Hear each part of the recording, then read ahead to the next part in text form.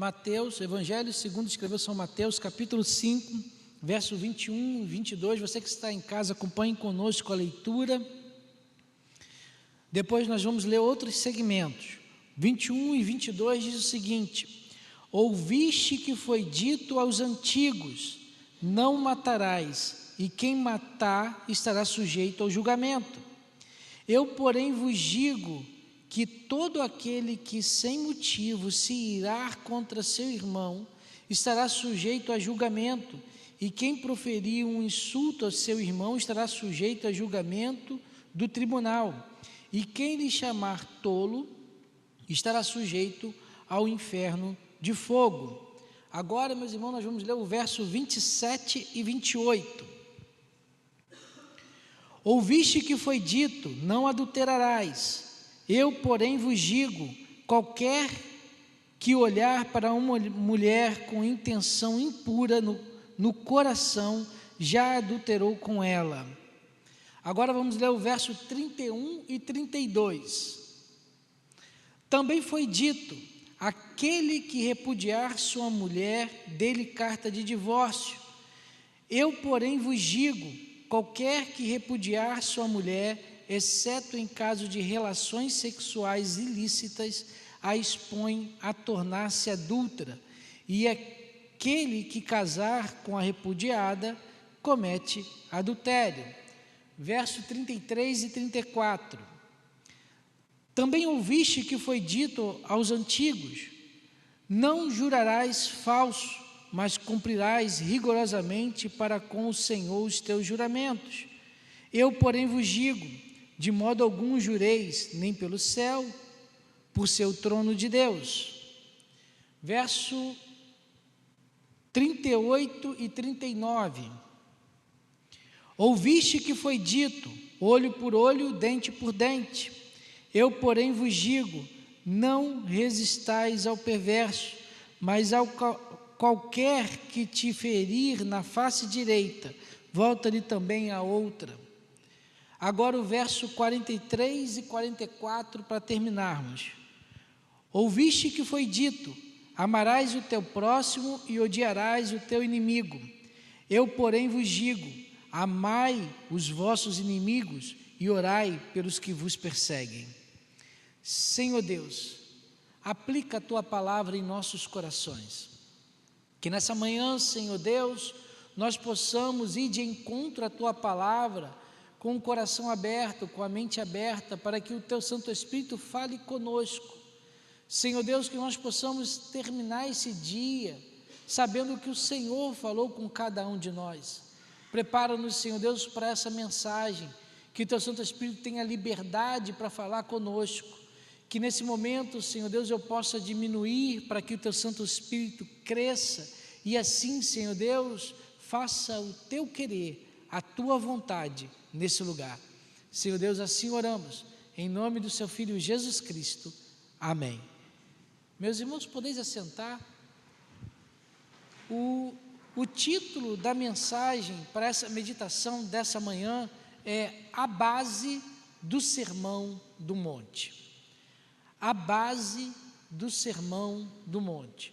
Meus irmãos, quando nós meditamos no Sermão do Monte, capítulo 5, capítulo 6, capítulo 7 de Mateus, ao meditar nesse sermão, meus irmãos, implica que nós temos que conhecer a sua base, aquilo que Cristo está construindo como macro, aquilo que é mais genérico, para depois Cristo ir no mais específico.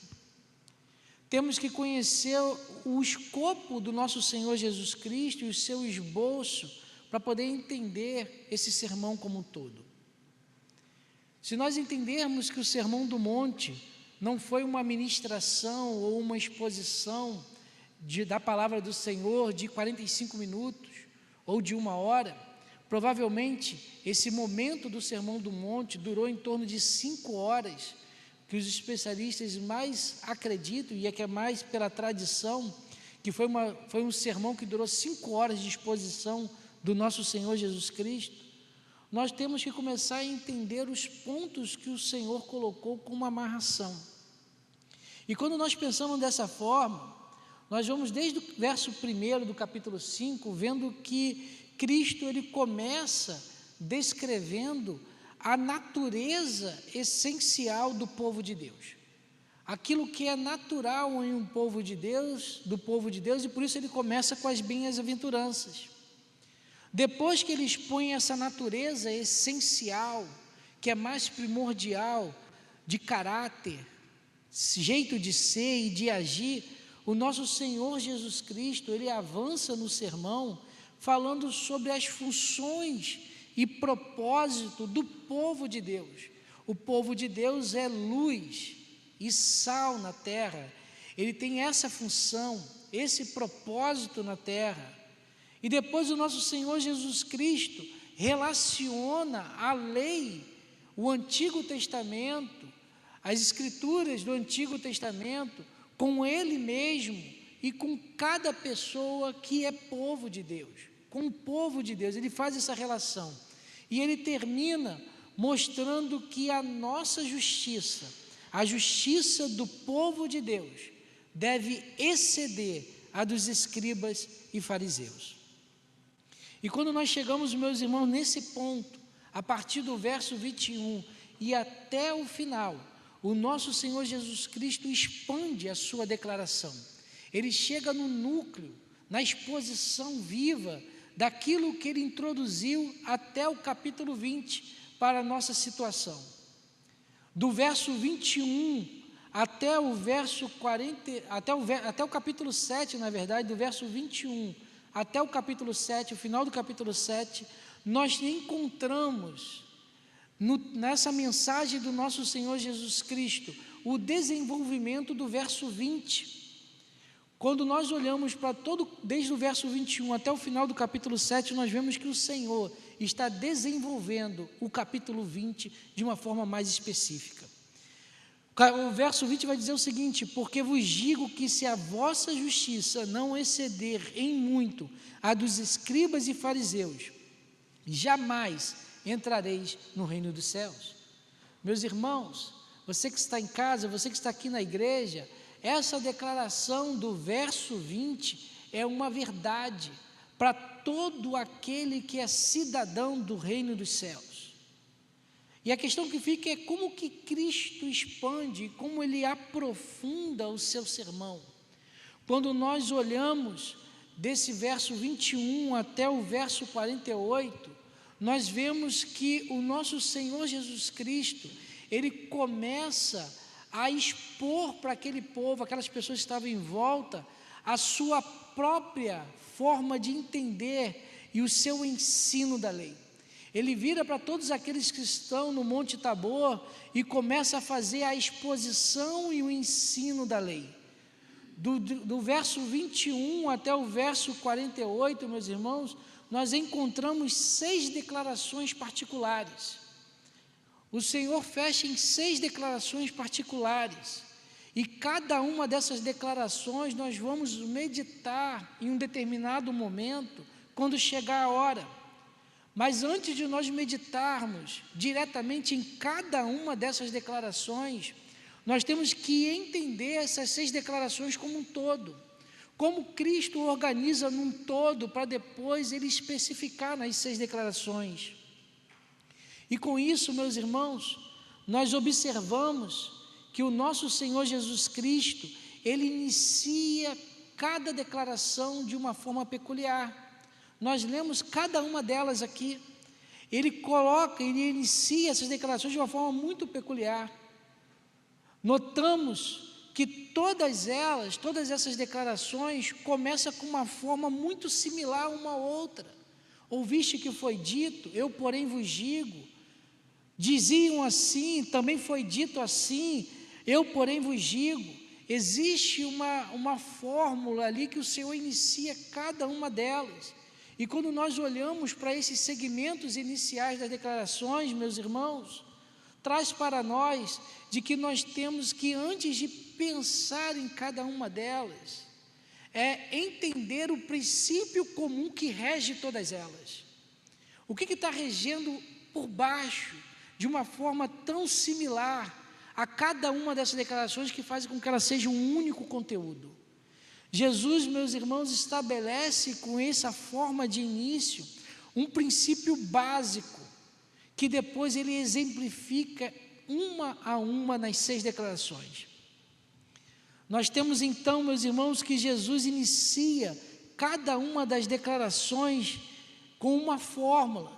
Ele começa no primeiro versículo dizendo o seguinte: ouviste o que foi dito pelos antigos, ou alguma coisa similar a isso, nas 6 declarações. E quando ele começa dessa forma, meus irmãos, o nosso Senhor Jesus Cristo está falando sobre o que os escribas e fariseus estavam ensinando para aquela geração. Ouviste o que foi dito? Ouviu o que? Vocês escutam o que os fariseus e os escribas estão ensinando para vocês? Mas logo em seguida ele chega e fala o seguinte: eu, porém, vos digo. E quando o nosso Senhor Jesus Cristo faz isso, essa declaração do nosso Senhor Jesus Cristo convoca a autoridade dele para poder dizer alguma coisa e falar sobre a lei de Deus. Cristo mostra com isso, meu irmão e minha irmã, o seu verdadeiro ensino, em contraposição ao que os fariseus e os escribas estavam ensinando. Ele coloca um abismo sobre o que ele ensina e o que os escribas e fariseus estavam ensinando. E ao mesmo tempo, quando ele diga, eu porém vos digo, ele declara de uma forma bem subliminar, de que ele, Jesus de Nazaré, é o verdadeiro intérprete da palavra de Deus, que as pessoas precisam ouvir a ele, e não aos escribas e os fariseus. Então, meus irmãos, nós temos que considerar essas declarações como um todo, e declarando ela como um todo, e considerando ela como um todo, antes dos particulares, o Senhor ele começa dizendo que ele não veio estabelecer uma nova lei, que nós já meditamos sobre isso.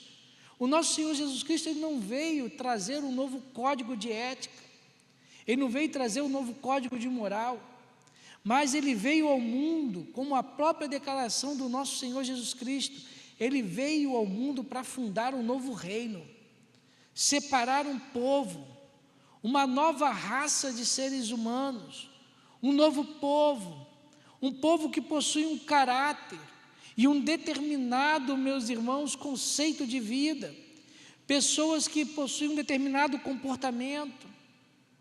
Existem atitudes culturais que identificam os indivíduos que pertencem ao povo de Deus e aqui não pertencem.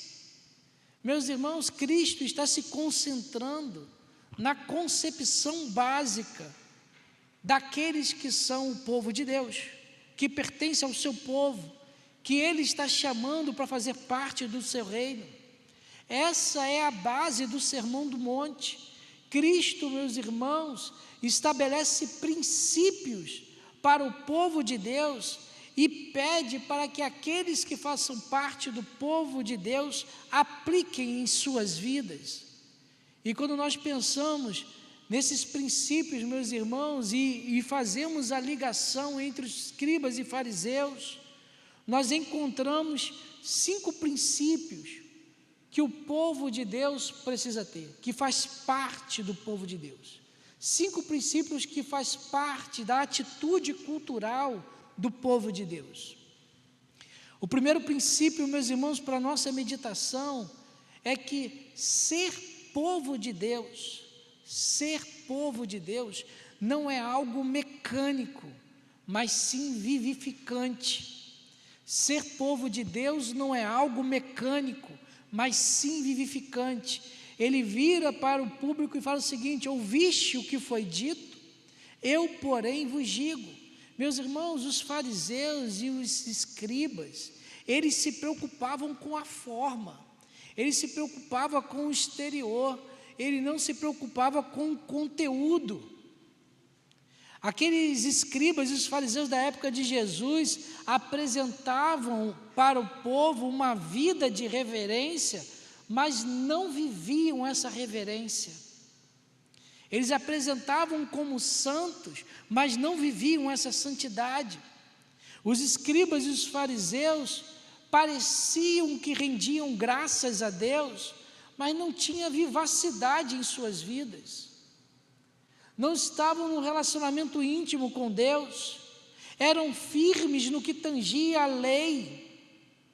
Eram firmes no que estava escrito na lei de Moisés, mas não refletiam o amor ao próximo. Por exemplo, na questão de homicídio, que é logo que começa no verso 21, os fariseus e os escribas, meus irmãos, deixa eu pegar aqui, com relação ao homicídio, os fariseus e os escribas, eles não assassinavam literalmente as pessoas, eles não cometiam um homicídio de forma literal, mas, meus irmãos, não possuíam atitude amorosa e correta para com o próximo. A Bíblia vai dizer que eles abusavam da hospitalidade das viúvas e dos pobres, fazendo longas orações e ficando longos tempos para aproveitar daquelas pessoas.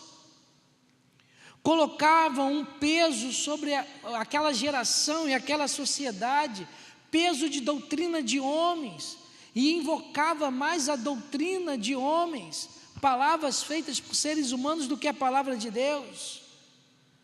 Para Jesus Cristo vira para esse povo e fala o seguinte: eles, os escribas e fariseus, estavam assassinando aquela geração de se relacionar com Deus. Os escribas e fariseus, meus irmãos, não geravam vida, eles não vivificavam os seus ouvintes. Cristo ensinou, meus irmãos, que eles, os escribas e fariseus, estavam assassinando aquelas pessoas, porque estavam escondendo a verdade, escondendo a palavra de Deus e se colocando em doutrinas humanas, em preceitos e filosofias de homens. Quantas pessoas são mecânicas hoje dentro das igrejas e perderam o valor vivo da fé? Chega para uma pessoa e fala o seguinte: você não ora direito, não é dessa forma que se ora, você está orando errado, quer botar métrica na oração, elementos que precisam ter obrigatoriamente numa oração. A pregação, vira para a pregação e fala o seguinte: a pregação só pode acontecer se tiver essa estrutura, precisa ser dessa forma, se não for dessa forma não é pregação. O culto só acontece se for dessa forma, nesse tempo, nesse conceito, nesse dia, nesse lugar, querendo gerar formas e preceitos e regras que a Bíblia não rege. Como o ser humano, meus irmãos, tem tanta facilidade de solidificar a forma, de ser mecânico e abdicar de conteúdos, de conceitos da palavra de Deus para alicerçar em doutrinas humanas. Como que o ser humano esquece tão rapidamente do Evangelho do nosso Senhor Jesus Cristo, das pregações que Paulo fez e como ele fez. Como que às vezes nós esquecemos que o Evangelho de Deus é poder de Deus ao homem, é poder libertador, poder de cura, poder de restauração. Que o Espírito Santo, como diz a palavra de Deus, é o Espírito vivificante na vida do ser humano. Que a Bíblia vai dizer que se você não consegue orar, o Espírito intercede com gemidos inexprimíveis. E queremos colocar forma, como esquecemos que o Espírito Santo, como livre que Ele é, como Senhor de todas as coisas, Ele sopra onde Ele quer e da forma que Ele quer, na vida de quem Ele quiser. Ele é o Senhor e não somos nós. Ele é Deus e não somos nós. E queremos muitas vezes pegar Deus e colocar numa caixa e falar o seguinte: se faz dessa forma é Deus, se não faz não é. E quando nós, meus irmãos, olhamos para a Bíblia e percorremos ela de Gênesis a Apocalipse, nós encontramos um Deus que se relaciona com o ser humano de várias formas, de múltiplas formas com o ser humano. Vemos Deus se relacionando com Moisés na sarça, nós vemos Deus conversando e se relacionando com José em sonhos, Nós vemos Deus se relacionando com Daniel na cova dos leões. Nós vemos Deus se relacionando com Davi no fundo de uma gruta. Nós vemos Deus se relacionando de muitas formas. E em Hebreus capítulo 1, verso 1 e verso 2 vai dizer o seguinte: havendo Deus outrora falado muitas vezes e de muitas maneiras aos pais pelos profetas, nesse último dia nos falou pelo Filho, a quem constituiu o herdeiro de todas as coisas, pela qual também fez o universo. Deus fala conosco de muitas maneiras. Ele não deixa de falar, mas Ele fala. Ser povo de Deus, meu irmão, ser povo do Deus Altíssimo, não é algo mecânico, é algo vivificante. Será que nós conseguimos entender isso? Ser vivificante dentro da igreja? Mas aí nós encontramos também um segundo princípio. O segundo princípio que nós encontramos é que ser povo de Deus não é algo concebido apenas em termos de ações, mas também de forma intrínseca. Vou repetir, porque tem gente que está anotando. Ser povo de Deus não é algo concebido apenas em termos de ações, mas também de forma intrínseca. Intrínseca, meus irmãos, é aquilo que está no íntimo, aquilo que está no recôndito da alma, aquilo que está no âmago do nosso ser, aquilo que faz parte dos nossos pensamentos, dos nossos desejos e das nossas modificações, das nossas motivações. Meus irmãos, os escribas e os fariseus mostravam que observavam a palavra de Deus, mostravam para todos que estavam observando a palavra de Deus, mas o seu coração estava longe da palavra de Deus. Eles estavam em todas as festas, participavam de todas as cerimônias, participavam de todos os eventos e todos os sacrifícios, recriminavam quando algo estava fora dos conformes, quando algum preceito da lei mosaica não estava sendo executado como deveria, quando a canção não foi bem cantada e cantaram de forma errada, quando de repente alguém cantava um dos salmos em aramaico e não em hebraico, eram vistos de maus olhos pelos escribas e fariseus.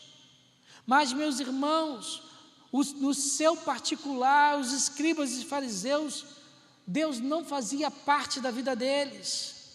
No íntimo deles, Deus estava distante. Quando ninguém estava vendo, quando estavam no seu secreto, não tinham vida com Deus.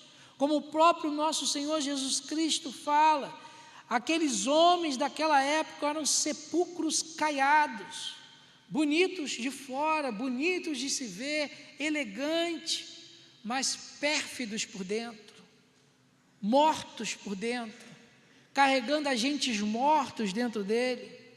E Cristo ensinou que os escribas e fariseus estavam longe de Deus. Quantas pessoas hoje dentro das igrejas vivem uma vida longe de Deus?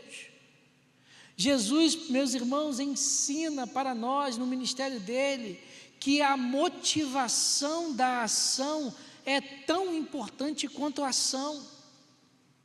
A motivação da ação é tão importante quanto a ação. As nossas ações, meus irmãos, são vistas pelos homens.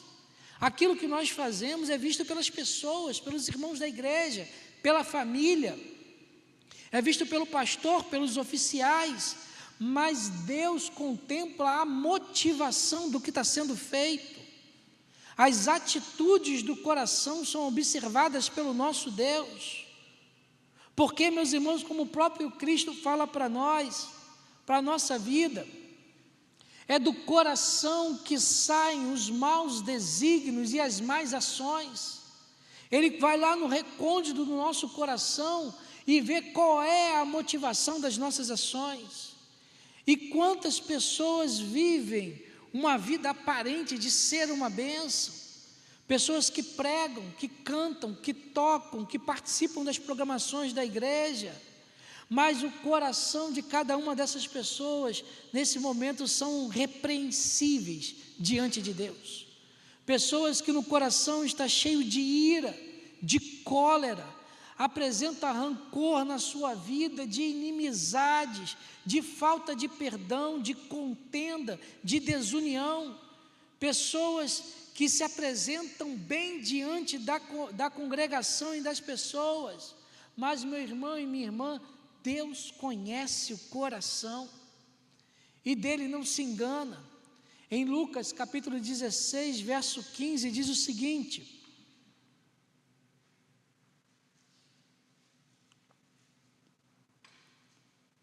mas Jesus disse: vós sois os que vos justificais a vós mesmo diante dos homens, mas Deus conhece o vosso coração, pois aquilo que é elevado entre os homens é abominação diante de Deus. Meu irmão, minha irmã, ser povo de Deus não é definido pelas nossas ações, mas pelo íntimo, aquilo que está dentro do nosso coração.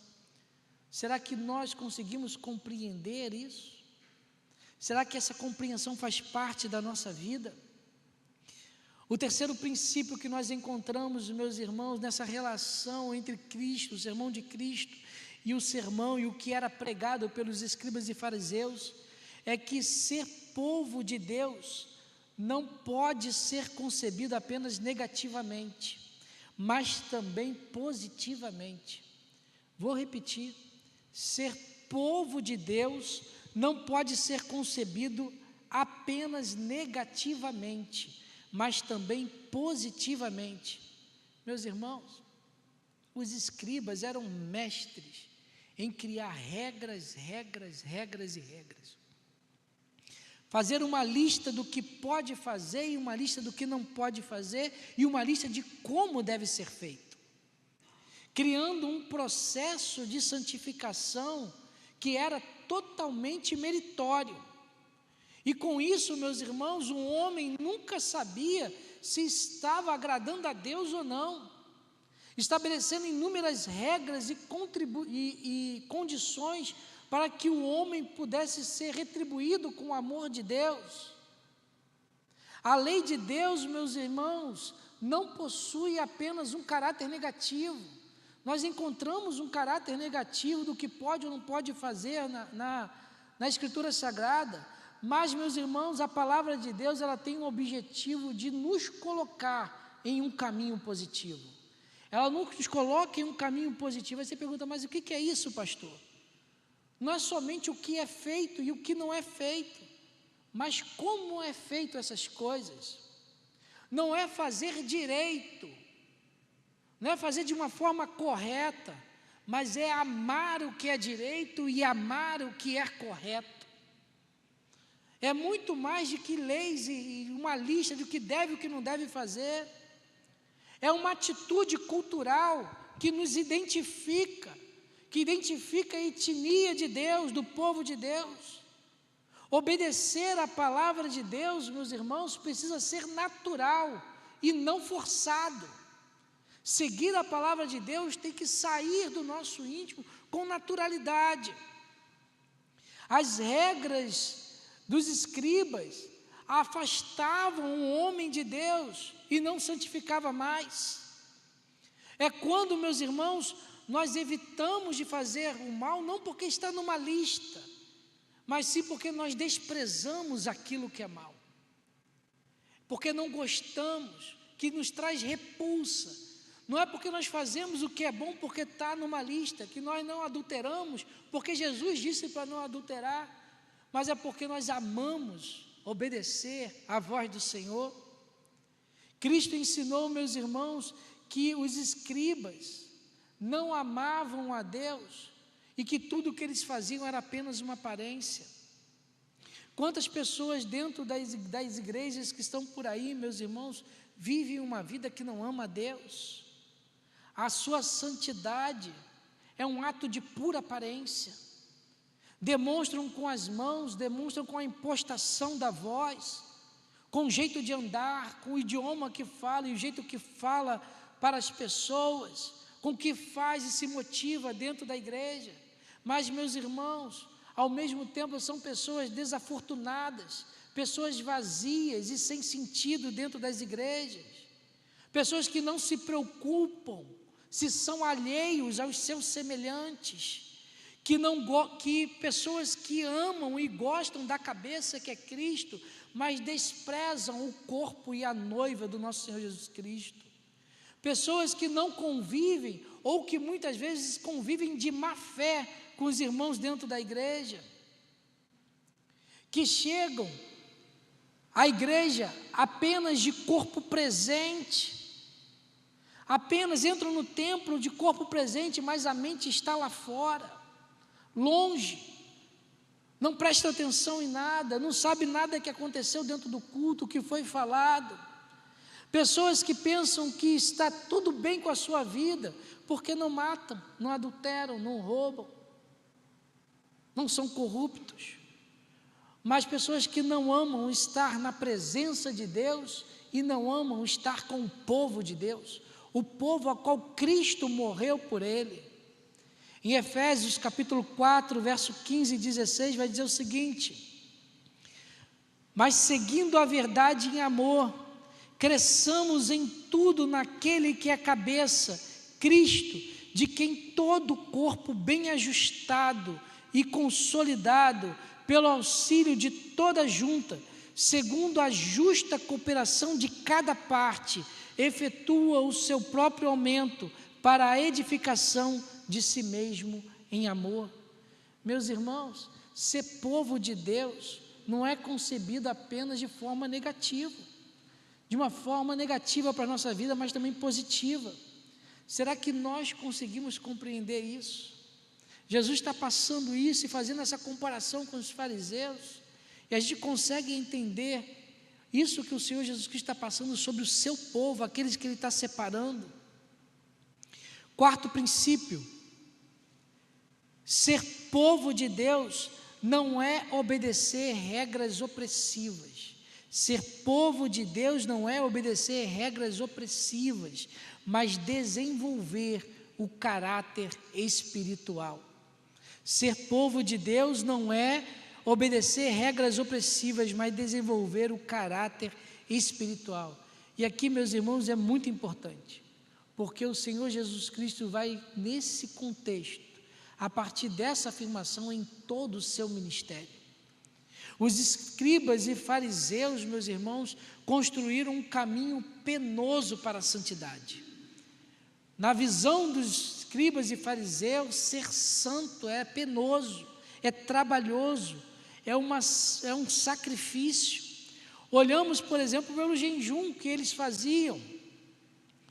Era demonstrado, era encenado, eles se colocavam mostrando que estavam jejuando.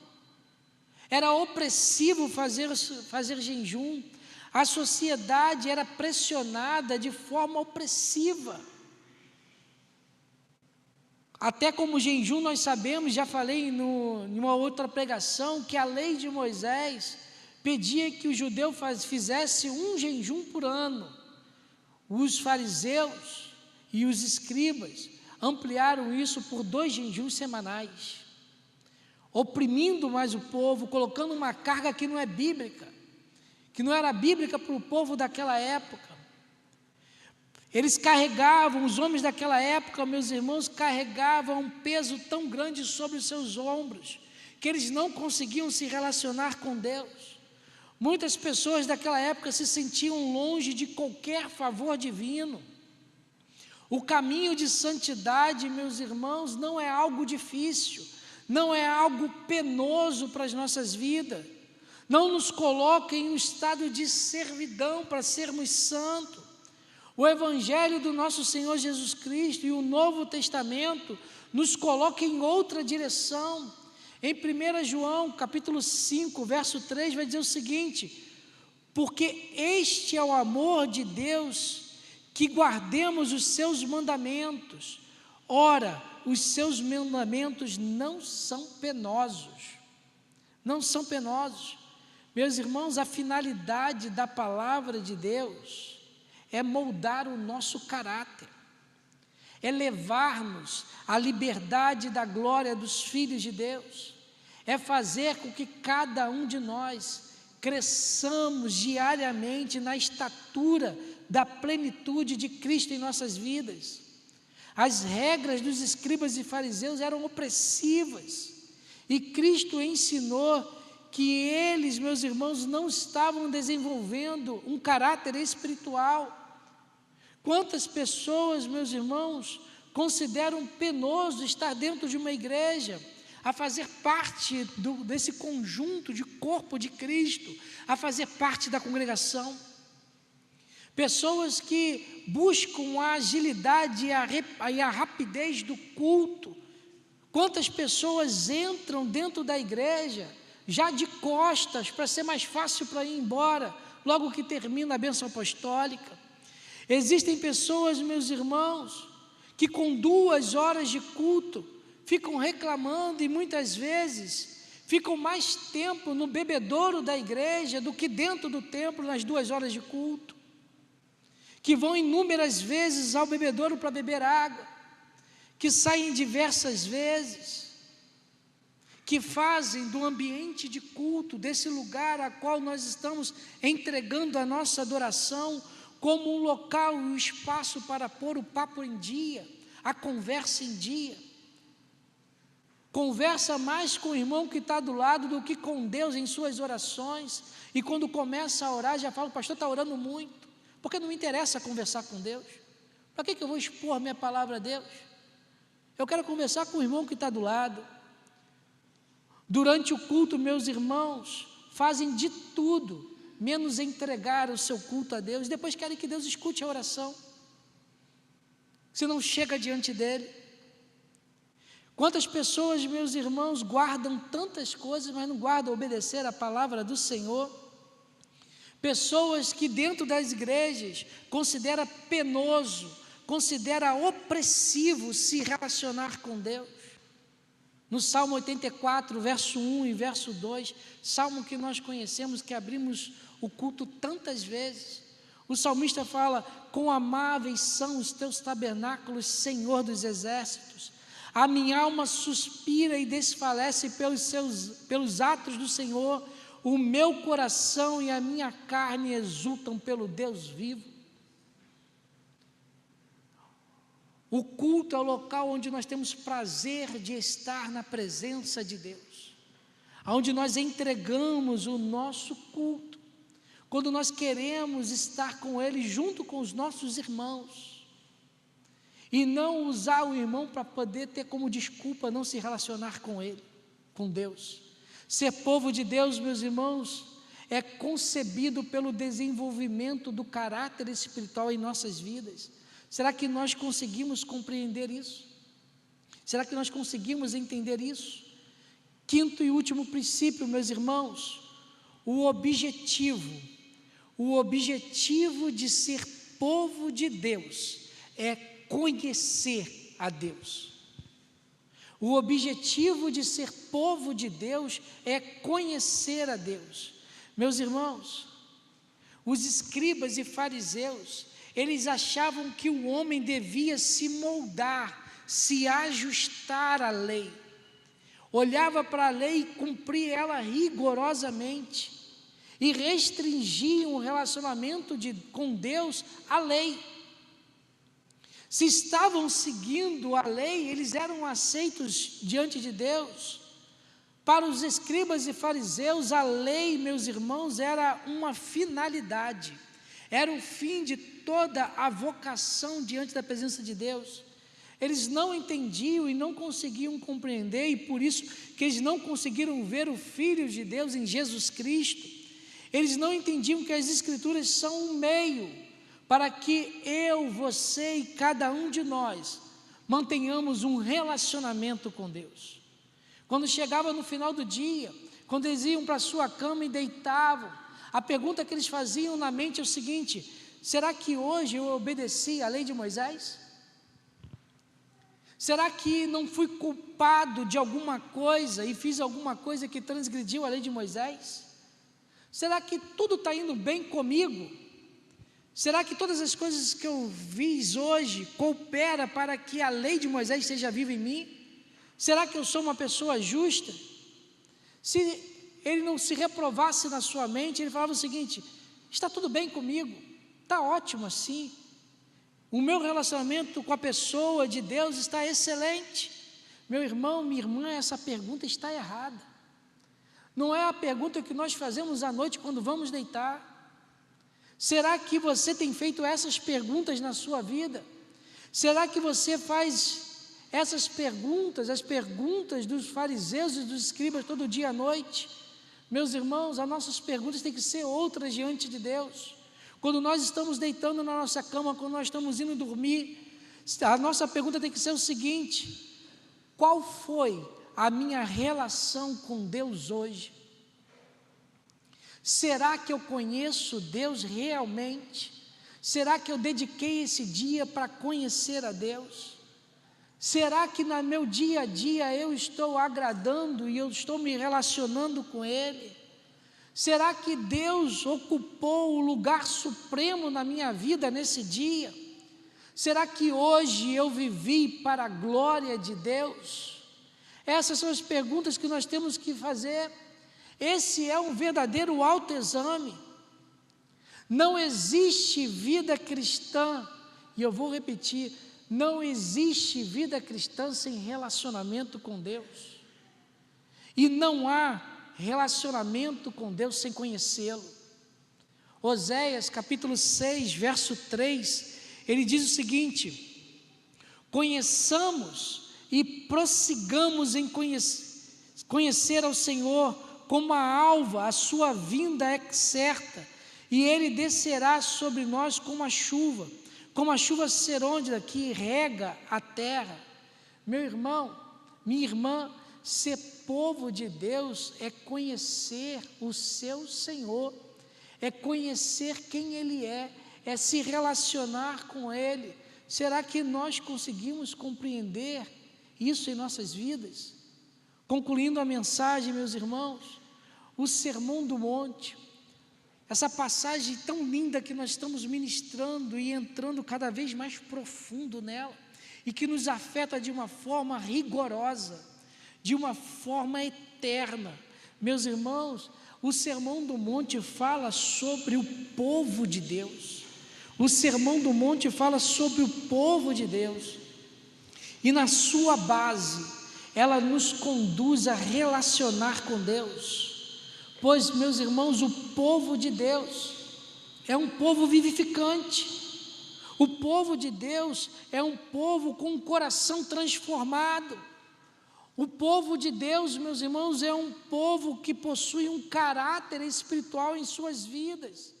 O povo de Deus é um povo que busca conhecer o Senhor diariamente, em todos os momentos, em todos os lugares. Será, meus irmãos, que conseguimos não só compreender isso, mas também ser esse povo, que nessa manhã, meus irmãos, o Senhor possa nos ensinar a ser esse povo, o seu povo, o povo que foi lavado e remido na cruz do Calvário, o povo que o Senhor chamou a cada um de nós, um povo que o conhece, um povo que o ama, o povo que o adora, que a cada dia busca estar junto dele, sendo transformado, modificado, restaurado, escutar o seu falar, sentir o seu amor. Uma vida, meus irmãos, que possui o caráter do reino de Deus e expressa esse caráter. Mesmo que a sociedade pegue um rumo contrário, mesmo que nós estejamos contra a maré social, dizendo sim aonde a sociedade está dizendo não onde a sociedade está dizendo sim, mas, meus irmãos, nós somos povo de Deus. Nós não somos povo dessa sociedade, nós somos povo de Deus, comprada pelo sangue do Cordeiro, um povo que tem que ter atitudes